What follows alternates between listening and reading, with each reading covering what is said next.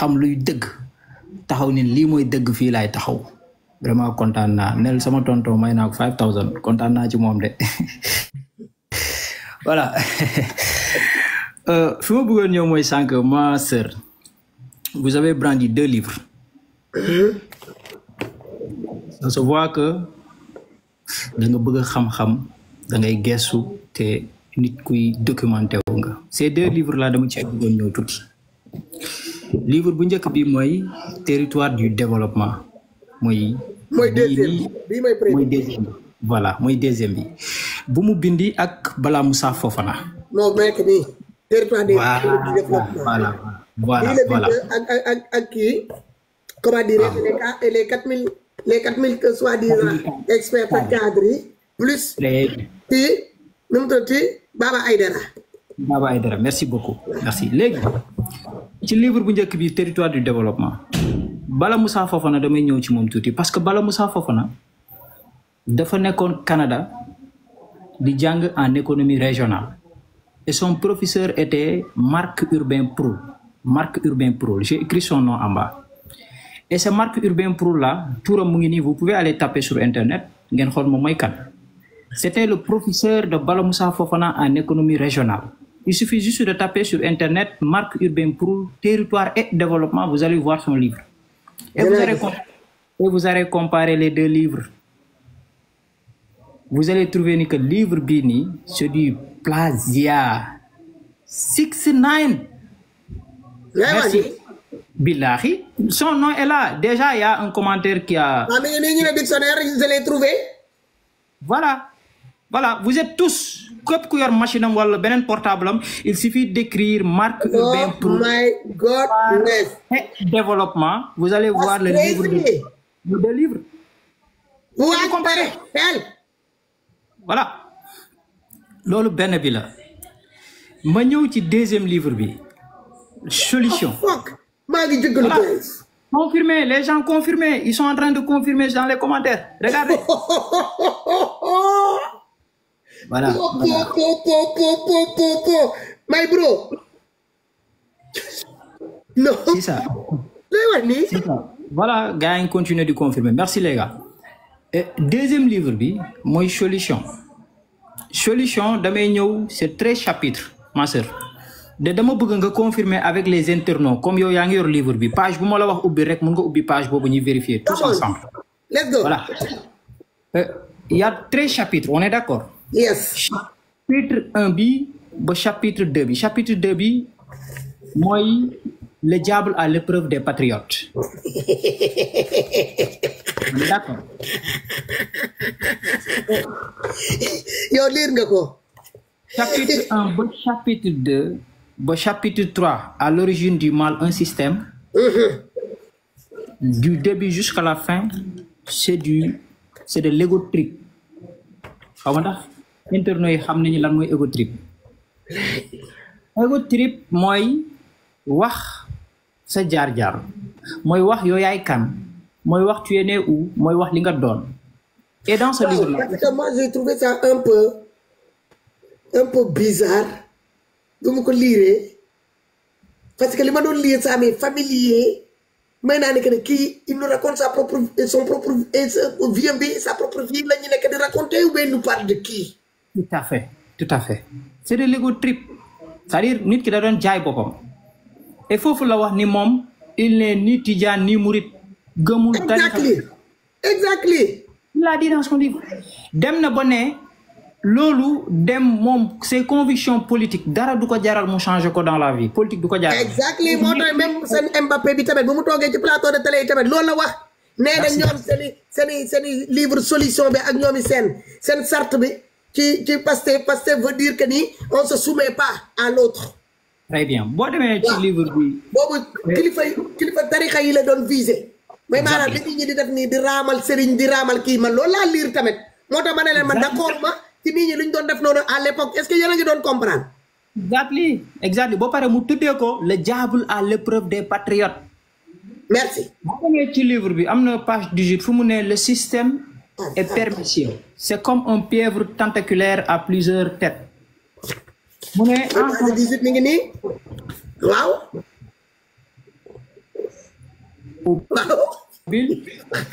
lorsqu'il décrit le système xam nga mu ngi koy expliquer fu mu décrire système bi mu ne lire ko am na benn partie bu mu ne le système est pernicieux bu mu ne c'est un pieuvre tentaculaire voilà. guys d'accord foofu mu ne lire ça. voilà foofu nee na en son sein dans le système on trouve des hommes de médias. page 209 page 209 ngeen sama kii bi foofu la nekkoon. Je me suis arrêté à page 209 parce que ça m'intéressait plus de continuer à lire. Page 209 bi page 209 bi. Est-ce que du foofu la doon expliquer ne ko mu ne il est très rare d'entendre certaines personnes féliciter le président de la République d'avoir financé telle cité ou tel événement religieux tout en ignorant que c'est l'impôt des Sénégalais. fii la binde mu ne mais nous sommes pas pour la laïcité conquis pour comme la négation. Comprends nga. Très bien. Les religions. Effectivement xam nga nee na c'est l'impôt des Sénégalais man foofu daf ma ñor parce que nee na. tout ce qui les symbolise yàlla wax tout ce qui les symbolise ou qui en constitue les attributs. kan la ñuy waxal. voilà. xam nga moo tax waa kër sëriñ yi il faut seen doom yi wala seeni taalibe yi ñu xaw a jàng tuuti école ñu dem jënd livre bi ñu lire ko. képp koo xamante ne que ne bëgg nga tarix ngeen dem ngeen lire non seulement il a visé l'état moom dafa jàppoon ne ñaar ñii ñooy problème Sénégal mooy les tarixa et l'état te boo leen xoolee tamit ñiy live tamit ñi koy liveal yëpp man à l'époque même je suis basculé dans ça mais bi ma demee ba ci biir ma xool man fi ma jógee ndaxte man du côté papa on est des Kabouka Serif yéen xam ngeen ko on est des Jula du côté maman on est Peul aussi on est des Jula bi ma demee ba ci biir sama mbokk yi ñoo ma woo ñu ne ma même bu dee ñun wootewul mais am na yeneen mbokk yoo xamante ne que woote nañ te nit ñaa ngi leen di ñëw di leen ziare di leen apporter seen génnal ci domaine boobu bàyyil di wàcc ci tarixa yi si laa génn ma fuub te loolu dama li ma gën a rëcc ci àdduna loolu si la bokk moo tax yàlla fay la nit ku baax yàlla fay la li ma gën a rëcc ci àdduna si la bokk parce que quand j'ai vu ça m'a fortifié dans mon idée que ni li ma doon gis Sénégal c'était anormal. jazakumullah khairan. Thank you sister. Mais sister est-ce que bu nga lire livre bi gis nga benn yoon fu ñu traiter santé dans le livre amul. Non, il n'y a pas de santé pour dire vrai, on parle pas de santé. Dans ce livre-là. Même l'économie a été orientée sur des personnes. Et là, oublie-moi page 47 sister. Page 47. Je suis presque. Voilà, page 46. Point de développement sans industrialisation, vous avez vu? Voilà. Point de développement, l'une des caractéristiques de la foi, saliente et préoccupante de l'économie sénégalaise et la faiblesse du tissu industriel. Le diagnostic du sous-secteur renseigne que la part représentative du sous-secteur dans le BIP, 17% la ci bind, est trop faible. J'explique. Pour vous dire que Ousmane Sonko, avec ses 40 cadres, amuñu xam-xam. Je vous explique. Déglu leen ma bu baax les gars. Ousmane Sonko nee na point de développement sans industrialisation xam nga loolu la lay teg. Nee na mënuñu wax industrialisation sans développement. Et puis man dama ne Ousmane Sonko soit xamul wala il sait pas lan mooy développement benn. Parce que développement industrialisation dafa am ay préalable. Industrialisation dafa am lu ko jiitu. On peut pas parler d'industrialisation sans parler d'infrastructure. Tey aujourd'hui boo demee ci seen référentiel pour vous dire qu'il est nul demal ci seen référentiel. Seen référentiel dañ ko structurer autour de 3 parties. Partie bu njëkk bi boobu la ñuy wax l'impératif d'un modèle économique. Deuxième partie bi on parle de cadre stratégique mais dem leen ci troisième partie bi foofu on nous parle de cadrage macroéconomique. Boo demee ci cadrage macroéconomique il y a 2 points. Point bu njëkk bi ñu ngi lay wax politique d'endettement et beneen point bu ci topp mooy politique de territorialisation des dépenses. Ma sœur. Parce que livre bi yëpp est constitué de ça. ñu ne pour un Sénégal décomplexé yaa ngi dëgg croire en nous mooy première bi ñu bind ñu ne deuxième chapitre bi ñu ne à l'origine du mal un système. Un système. Comprendre nga mooy page numéro 15 boo leen demee moom ngeen fay fekk chapitre numéro 3 ñu ne le diable à l'épreuve des patriotes mooy page 23. Tout à fait. boo leen ko liiree di ngeen xam yeen patriotes yi ñu ne le diable est à l'épreuve des patriotes kon képp koo xamante ni que ne moo tax ma ne leen Pastef c'est pas un parti politique c'est un secte. Et ça je vais confirmer. Comportement sectaire la ñu am boo fa duggee c'est comme si tu as signé un contrat avec le diable boo ci génnee duñ la bàyyi nga dem ils vont te poursuivre ils vont te diaboliser ils vont te kii duñ la bàyyi t'as pas de répit avec ñoom c'est comme des sangsues comprendre nga ma continuer ñu ne chapitre numéro 4 ñu ne ombre de désastre d'un modèle de non-développement comprendre nga ñu ne produire par et pour nous et visiter le monde ah ñu ñëwaat encore ñu ne avec quel pouvoir public point d'interrogation ok même li ñuy dund nii actuellement c'est dans le chapitre ardo ma ñëw ma génneel ko jëni ñu ne par quel secteur privé ok parce que à force de boucler tous les secteurs privés de fermer toutes les portes c'est normal les secteurs publics ils en peuvent plus ils sont en train de se faire suffoquer et pourtant ça est dans le livre. Ces gens-là, s'ils avaient lu, ils avaient assisté ce livre-là, ils avaient prêté attention à ce livre-là depuis au début, ils allaient comprendre ce qui les attendait. On y va. Nous ñëwaat encore. Ñu ne et les citoyens dans tout ça. Yan doomi sénégalais dans tout ça. Fan moo nekk seen place. Seen place mooy kaso. Ñoom dañuy teg lu leen neex ku ci d'accord. Prison.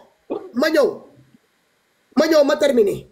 Ñu ne par quel mécanisme de financement mooy maanaam que ni moom il a anticipé les discours qui devaient tenir au cas où bu yéegee ci kaw trône bi bu toogee mooy maanaam que ni ces discours là qui sortaient de part et autre li muy doon envoyé de gauche à droite nit ñi foog ni que ni c'était pas réfléchi il avait pas toutes ses facultés non il jouit de toutes ses facultés man lii lu mu programmé woon parce que ça y est dans ce putain de livre bu ñu tuddee système ak solution alright ma continuer ñu ñëw ñu ne égaliser les sens par l'éducation. Quelle éducation? Il parle de quelle éducation? Parce qu'il y a plusieurs formes d'éducation. Là, je vous laisse le choix, Sénégalais, actuellement, il y a dans cette posture-là pour y avoir une position. Nous continuons. Nous protéger les Sénégalais et réduire les inégalités. C'est contraire de ce actuellement. Parce que inégalité sociale bi ñu gis ni actuellement ñom bi ñu togué depuis 1 an yaa ngi dëgg li Sénégalais di dund donc cela veut dire que les avancées dans ce livre là n'existent pas dans leur mindset ils sont pas en train de le dérouler en tout cas ils l'ont pas mis en pratique on est d'accord sur ça on continue ñu ñëwaat encore ñu né sécuriser le Sénégal et les Sénégalais sécuriser le Sénégal et les Sénégalais s'il y a des Sénégalais qui se font lapider en plein jour de pères de mères de maris d'enfants. Les Sénégalais qui se voient même être attaqués physiquement pour rien que parce qu'ils sont en désaccord, ils ne sont pas en phase avec ce nouveau régime. Des Sénégalais qui se voient arrêtés, arbitrairement et mis en prison, bâillonnés et mis en prison. Comment il est où la sécurité? Pendant ce temps-là, ils sont en train de se boulimiquer avec l'argent des contribuables sénégalais. On en passe. C'est pas moi qui parle. Ñom ñoy nek di wax xam nga man livre bi dama ko méré bi ma leen mérawol mo waral sax ardo bëgguma woon dugg ci livre bi dinaa ci ñëwaat voilà sécuriser ñëwaat nañ ñu ne la réconcilier non identité yaa ngi dëgg repenser les leviers de communautaire privilégier l'Afrique et se diversifier yaa ngi dëgg lépp Sénégal lépp delluwaat Sénégal Afrique mooy priorité nañuy jël Afrique yëkkati ko ci kaw côté boobu moom d'accord naa ci ñoom mais à quelles conditions au nom de quoi en essence de quoi yaa ngi dëgg xam privilégier suñu bopp mooy maanaam balaa ñuy yéene ci biti ñuy yéeneel ko suñu bopp là je suis d'accord mais yéene boobu ñoom nekkul ci population bi seen nga fa la nekk di dem pour le moment pour en finir les clés du changement. Madame, table des matières. Vous avez lu 13 chapitres. Ci 13 chapitres yëpp dégguñu benn yoon livre solution traité santé. Nan nga mën a def solution pour le Sénégal wala pour l'Afrique sans parler de la santé? Parce que c'est à partir de la voilà, parce que c'est à partir ci santé la ñuy xayma sax espérance de vie. Ci santé la ñuy xayma lu ñuy wax capital humain. Ci santé la ñuy xayma même lu ñuy wax l'indice de développement humain. Traité nga ne yow da ngay joxe solution pour le Sénégal. Nga traité un livre ba mu jeex takk dugaloo ci baatu santé waxoo dara lu jëm ci wàllum santé te problème Afrique bokk na ci problème. bu leen tëj micro bi. C'est des appels, je suis désolé. Ah d'accord. Problème Afrique yu gën a rëy mooy mbirum wérgu yaram yow nga traité livre wax ci santé wax ci sur des solutions pour le Sénégal te tuddoo santé. Et Ousmane Sonko, lorsqu'il dit que point de développement sans industrialisation, aujourd'hui, boo demee ci seen programme bi stratégie nationale de développement dañoo wax foofu des pôles de développement ci pôles yi ñu def 8 pôles ñu ne pôle de Dakar, pôle de Thiès, pôle de centre, pôle de Diourbel, pôle de nord, pôle de sud, pôle de nord-est, pôle de sud-est. Et ces 8 pôles là maintenant damay laajte est-ce que bu doon ces 8 pôles là amul woon un programme de désenclavement?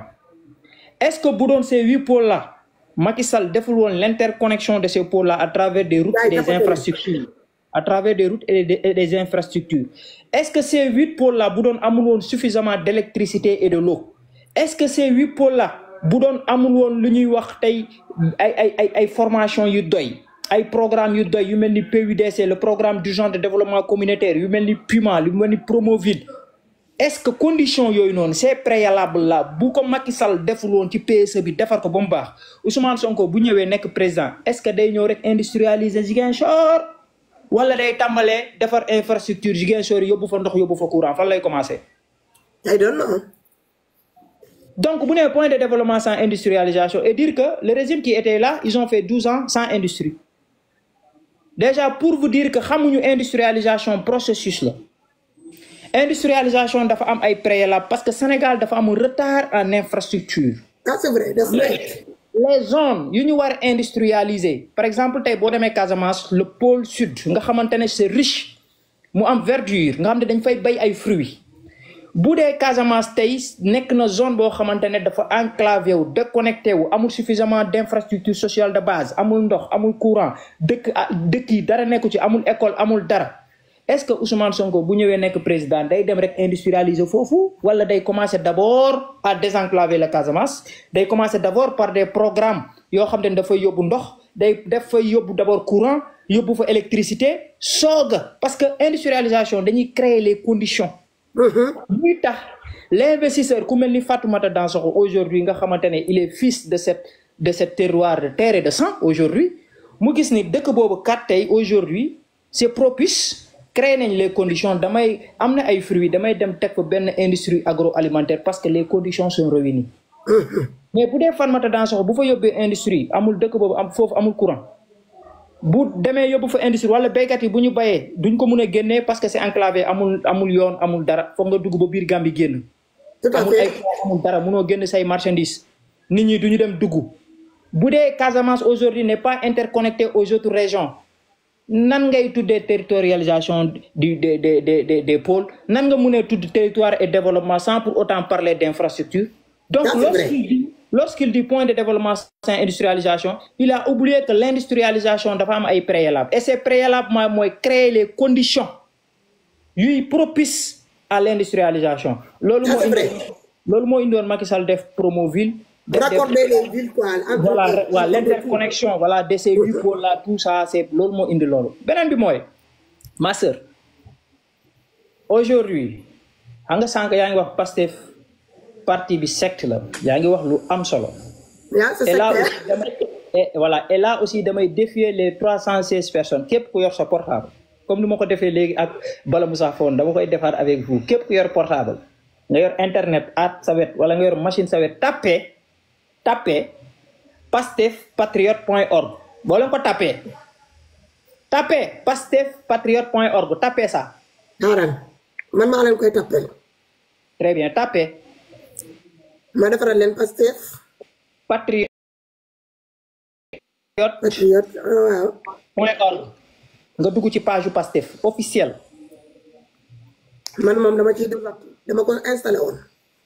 voilà dugg nga ci page dem leen ci parti historique. dañ lay naan nga adhéré wu maintenant. parti historique am na fa boo duggee am na benn parti historique mi ngi nii. dugal parti historique.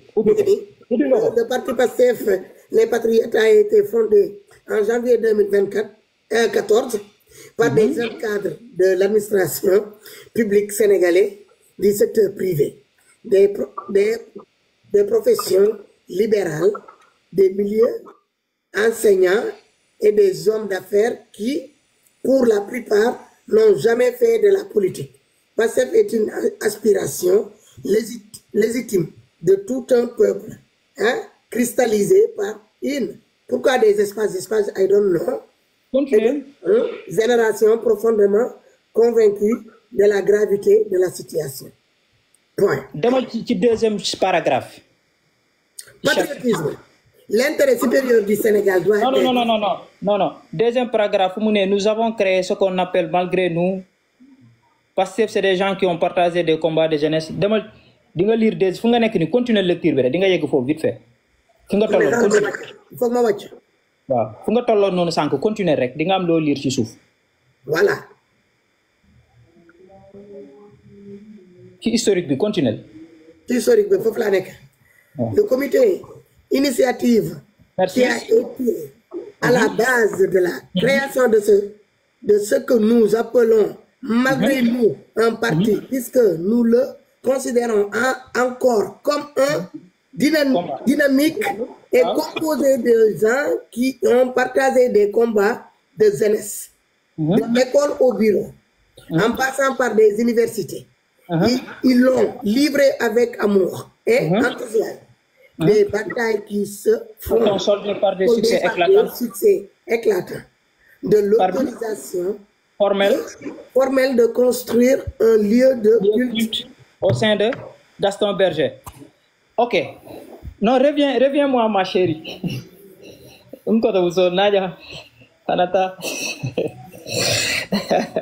Voilà. Nena. Pastef, c'est des gens qui ont partagé des combats de jeunesse. C'est de l'école au bureau, en passant par l'université jusqu'à l'administration. De l'école au bureau, en passant par l'université jusqu'à l'administration. Nous avons partagé des combats de jeunesse, des batailles qui se sont soldées par des succès éclatants. Parmi ces batailles, la construction d'un édifice, d'un lieu culte au sein de Gaston Berger. Nous avons créé ce qu'on appelle malgré nous un parti politique. Nous avons créé ce qu'on appelle malgré nous un parti politique. C'est du français. Nous avons créé ce qu'on appelle malgré nous un parti politique. Malgré nous, c'était un temple. C'est une sorte de temple qui devait vénérer. Voilà, tout le parti. Et dans ce temple-là, il y a le maître de ce temple-là qui est lui, au trône. Oh my goodness, that's crazy. Guys, nous avons créé malgré nous un parti politique. Cela veut dire que nous, l'une des partis politiques, c'est malgré nous. Vous ne savez pas parti politique. Temps de pause. Quand tu es dans leur truc là, quand tu es pris de leur, quand tu es aspiré de leur truc, de comme Zaro, qui la tourbillon. Xam nga li ma lay wax. Mel ni benn ngelaw yooyu xaw ma nuñ koy waxee ci olof. Mi nga xamante ne je comprends li ngay wax. Yàlla na nga mu fayee. Wala ne. Tourbillon mooy affaire boobu di kii nii. Ngelaw boobu. Waaw. Tornade. Benn sorte de tornade boo fa nekkee da ngay nekk ci benn sorte de tornade dafay mel ni dañ lay wënd doo ànd ak sa xel képp koo xamante ni que ni da nga kii boo demee ba affaire bi da lay dugg xam nga affaire de satanique day gaawu dugg xol bi lay jàpp moom xol lay dundee genre tourbillon xol lay dundee léegi nag boo ko dugalee ci biir xol bi yow tant que yaa ngi koy bëgg yaa ngi koy vénérer mënoo bàyyi mënoo gis ku ko bëgg doo ko bëgg boo liiree saa doo gis doo bàyyi xel doo bàyyi xel man pourtant je lis ce truc là je l'ai lu relis mais à chaque fois je ne sais pas qu'est-ce qui m'a bercé qu'est-ce qui m'a oui sama jëkkër a ngi woote. Mbacke bi nañ baal rek. Ça m'a fait voyager ailleurs j'étais tellement conquis hypnotisé par ce que je voyais parce que quand tu lis le livre t'as pas le temps de lire le livre tellement la personne était là. Tout à fait. La personne à vénérer était là. Tout à fait.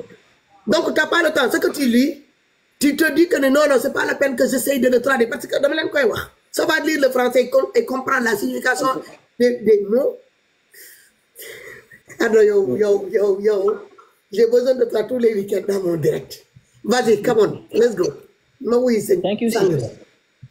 Alors t'as dit. xam nga bu leen ne nous avons créé ce qu'on appelle malgré nous un parti politique loolu mooy moom bu sañoon lu mu créé du tudd parti politique leneen lay tudd léegi bu tuddul parti politique lan lay tudd leneen moo tax ñu ne leen Pastef secte la ba pare ñu ne c'est de l'école au bureau en passant par l'université jusqu'à l'administration. Je termine bientôt. Jusqu'à l'administration. L'autorisation formelle de la construction d'un lieu de culte au sein de Gaston Berger.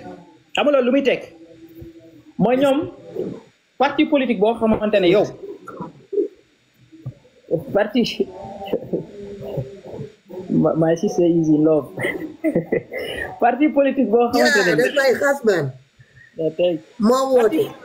parti politique boo xamante ne yow réclamé woo da nga tabax école yow defoo réclamé woo ni que da nga tabax def social yow réclamé woo ni que da nga tabax université wala da nga def benn bibliothèque mais li ngay réclamé mooy l'autorisation de la construction d'un édifice au sein de Gaston Berger. Et là aussi je vous défie tapez sur internet encore allez-y ci ngeen di xam édifice boobu ñoom ñu réclamé ñoom ñoo ko tabax ban édifice la bind leen.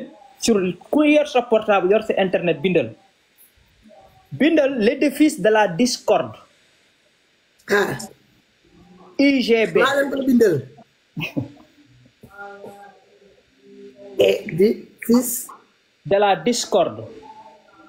édifice. IGB. de la. discorde. édifice de la discorde. yow kay xaaral. Discours. UGB, Université Gaston Berger.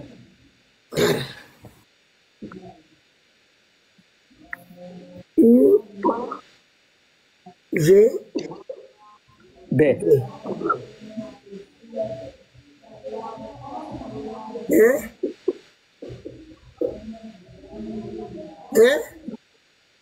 Je vois mon ami. Vous avez vu? Man nga gis naa ko. Ubbil l'édifice de la discorde portail catholique suisse. ubbi ko. ubbil article bi nga xool article la lañ bind ci kaw la lañ ci bind. ñu ne la construction de l'édifice de la discorde. Le Sénégal des étudiants musulmans pose la première pierre du mosquée à l'université. Dakar 15 février 1979. 99. waaw. 15 février 1999. L'article a été écrit le 15 février 1999, l'édifice de la discorde.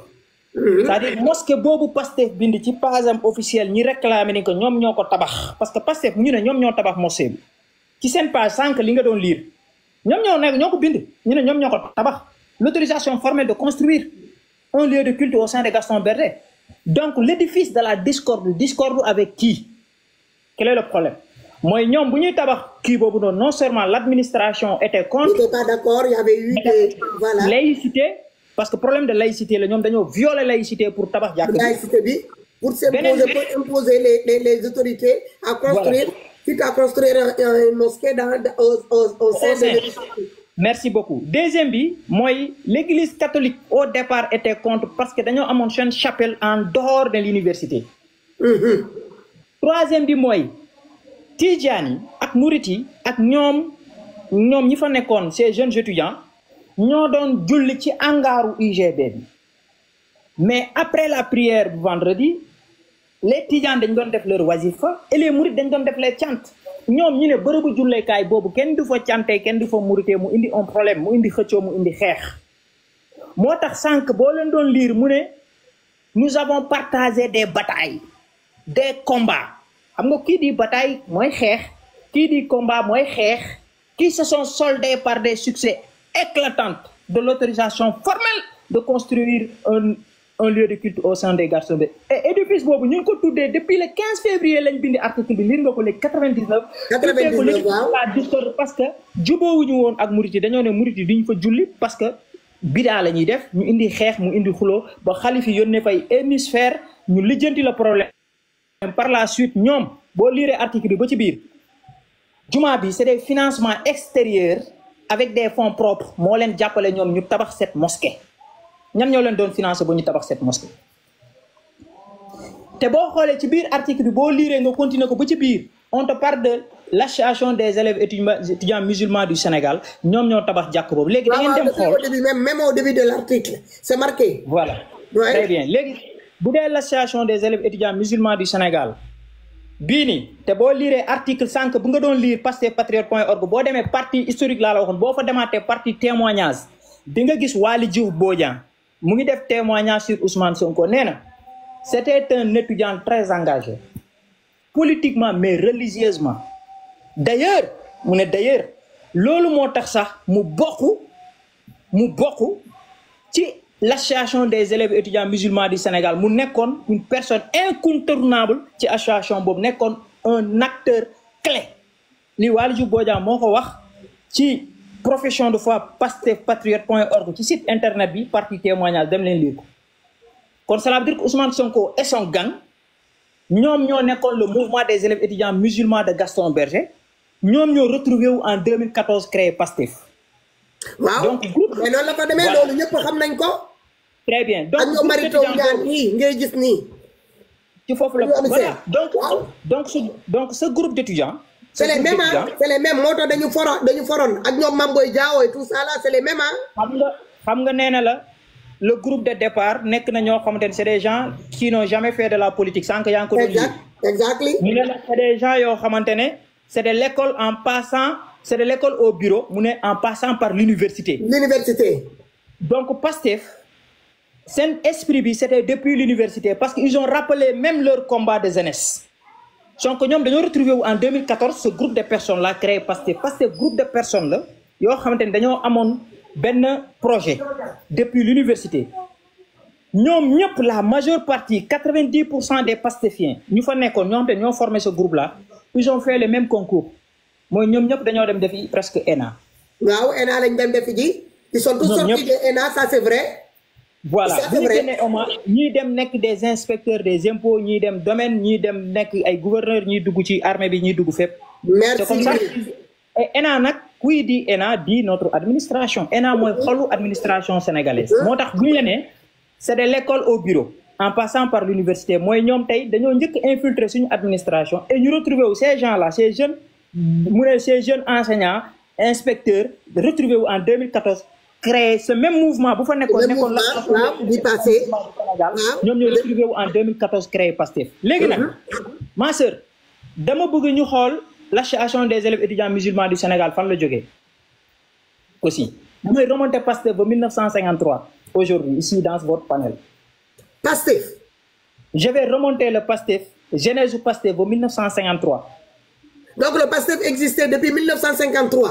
je vais remonter déglul ma expliquer la histoire par histoire xam nga déjà def naa corrélation entre Pastef et l'association des élèves étudiants musulmans du Sénégal on est d'accord. Oui. Et d'ailleurs dans le document de pastefpatriote.org que vous avez lu sànq ñu ne la ñoom ñoo tabax l'édifice de la ñoom ñoo tabax jàkk bi au sein de Gaston Berger xam nga sànq lire nga ko xam nga bindu nga ko xam nga Pastef moo ko bindal boppam ñu ne ñoom ñoo ko tabax. bu baax et article bii nga ubbi léegi ñu ne édifice boobu l'association des élèves étudiants musulmans du Sénégal ñoo ko tabax. donc ñu ngi jàpp ni kon Pastef mu ngi jóge ci association des élèves étudiants musulmans du Sénégal. on est d'accord. Pastef foofu la juddoo groupe de personnes boobu ñoo retrouvé wu créé Pastef. léegi association des élèves étudiants musulmans du Sénégal fan lañ jóge on continue. association des élèves étudiants musulmans du Sénégal xam nga fan la jóge gis nga vers les années 86. biir université Cheikh Anta Diop de Dakar dafa amoon des mouvements estudiantins te loolu boo ko bëggee xam aussi da ngay dem nga bindi ku ñuy wax Bakary Samb bu muy ne voilà c'est un professeur yoo xamante ne ak El Hadj Malick Camara bind nañu benn livre bu ñuy wax l'islam dans l'espace universitaire boo ko bindee sur le net di nga ko gis et boo lire ce livre là ñu ne l'association des élèves étudiants musulmans Sénégal mu ngi jógee ci benn mouvement bu ñuy wax AEMUD c'est l'association des élèves étudiants de l'université de Dakar et ces gens là ñoom ñoo tabax mosquée bu nekk biir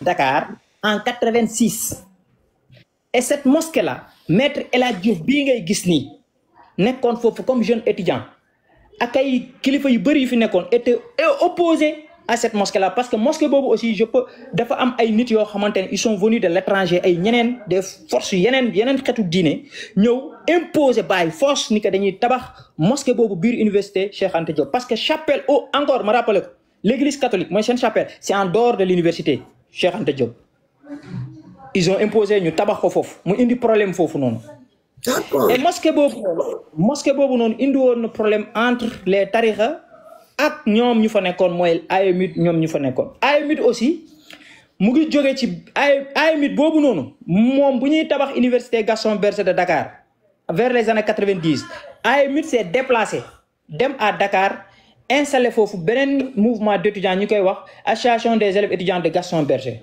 ñoom ñoo fusionné wu créé association des élèves étudiants musulmans du Sénégal kon donc mun nañ jàpp ni en conclusion l'association des élèves étudiants musulmans du Sénégal mu ngi jóge ci AEMUD on est d'accord on est d'accord ci AEMUD la jóge waaw voilà léegi AEMUD boobu noonu moom boo remonté vers les années 1953 dafay amoon ñu fi nekkoon ñu leen doon wax UCM Union musulmane du Sénégal mu amoon beneen groupe bu fi nekkoon mooy association des élèves étudiants musulmans de l'Afrique de l'Ouest 2 groupes d'étudiants ces 2 groupes d'étudiants là ñan lañ ñële na le ñoom dañoo ñëwoon bëgg Sénégal mu am indépendance mooy ci référendum bi mais mu am indépendance totale beneen groupe d'étudiants bi mooy doomu sëriñu daara yi ak ñeneen ñoom dañoo bëggoon Sénégal mu am indépendance mais mu nekk sous couvert de la France gunge ñu ba ñu mënoon suñu bopp mu am ay confrontation et UCM bëggoon na tabax fi ay daara te daara yooyu noonu objectif bi mooy fexe jële fi tarixa mooy suñu modèle de l'islam on les appelait mouvement des réformistes du Sénégal boo demee sur le net tu tapes mouvement des réformistes du Sénégal di nga gis histoire bu ma lay bindi ñu ngi amoon benn journal bu ñu doon wax réveil islamique et ce réveil islamique là da doon combattre nos guides religieux di leen xeex bu dëgg bëccëg. waaw ça je l'ai déjà lu une fois.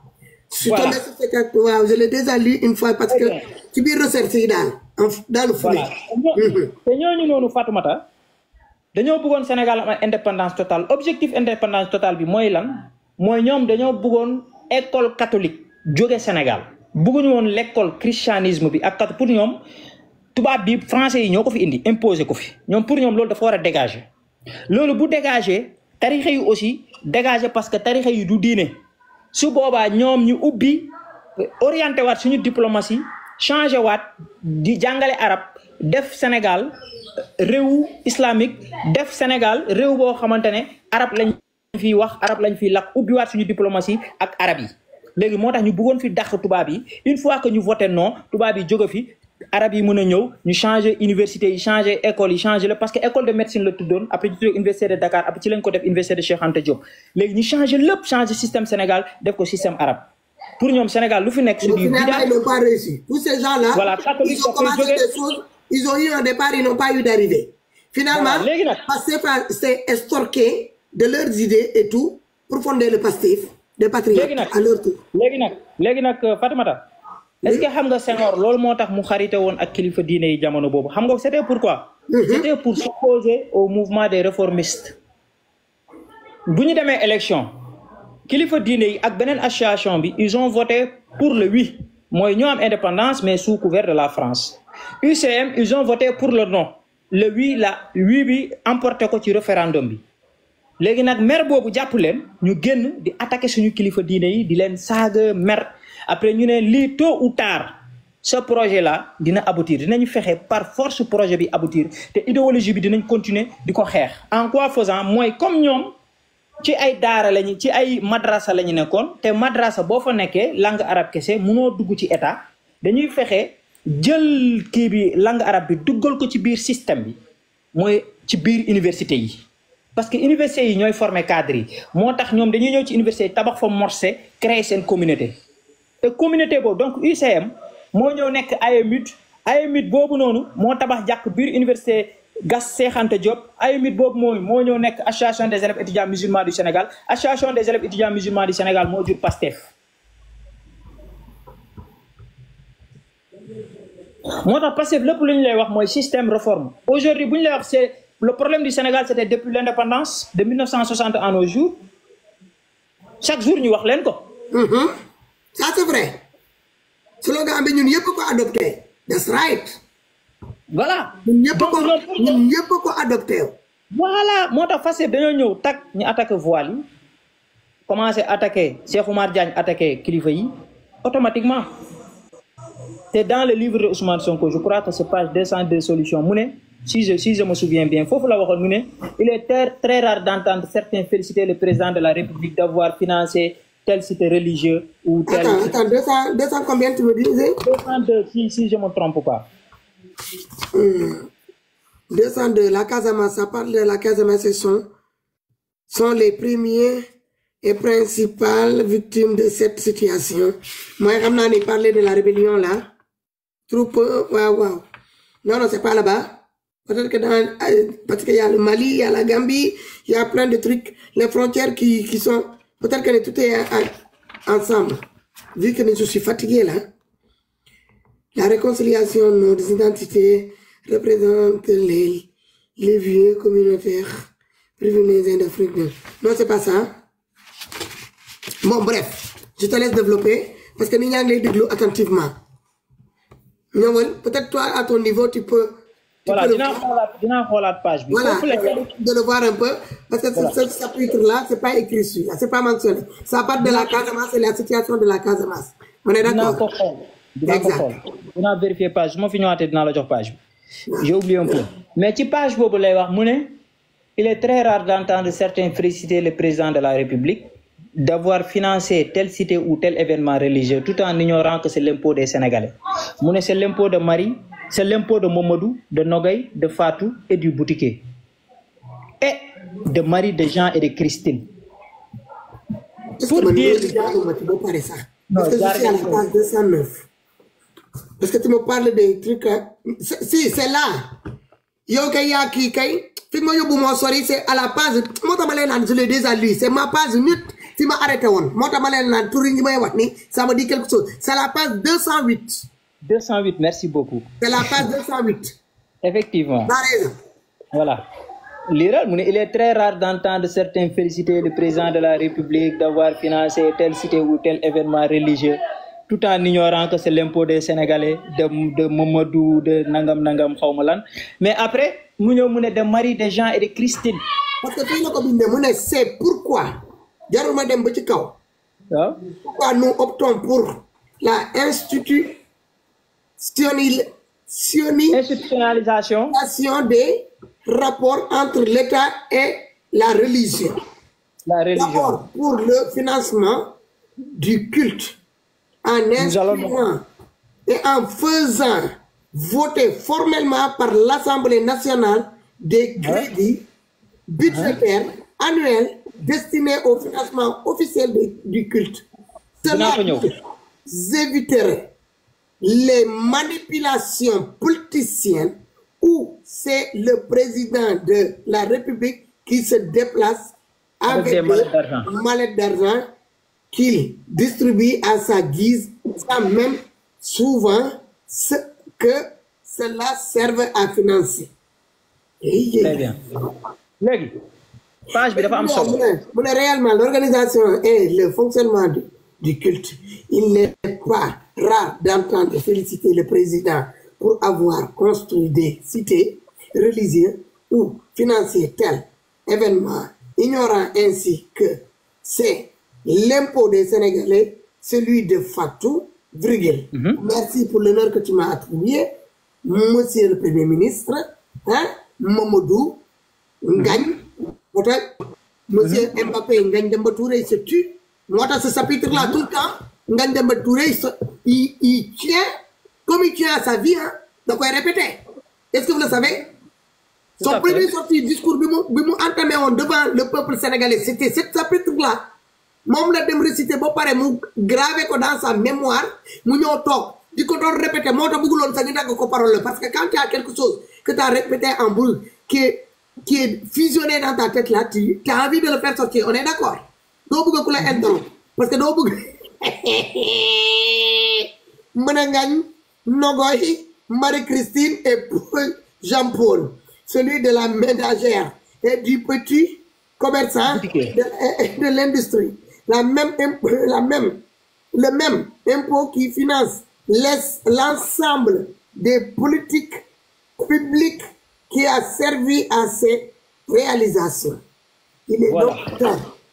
Néna mom d'accordul à ce que président de la République jël xaliss dem jappalé kilifa diiné yi wala jappalé événement religieux parce que néna lolu impôt sénégalais ba paré mu né impôt Mamadou la Nogay boutique bi ba paré encore diffamé wuñu kenn xaaral diffamé wuñu kenn ku ko bëgg xam livre bi ngeen di jënd li ñuy wax ni du lo xamantene que dañoo teud ni yew rek wala tit ci nelaw wala ñukoy wax fi la nek livre sen livre bi la livre bi nga xamantene que mom lañu bind ñom ñi tok légui ni légui xam nga lu ñuy def Ardo légui ma ngi yow gis nga li nek ci livre bi dañ koy jël chapitre par chapitre pour ñu ñëw diko développer le sénégalais diko lire ensemble diko développer le sénégalais pour bu dugg ci sen biir cabessa yi. Tout à fait awut benn problème développer légui bo gisé ma laal fii nii damay remonter waat ci histoire bi parce que boo xoolee fan yële passé on a nommé ci palais bi le gars là comment il s'appelle lu mu tudd Diagne comment il s'appelle moom la ñu licencié moom la ñu dàq fan yële passé ci Diagne waaye tur bi day ñëw di dem nii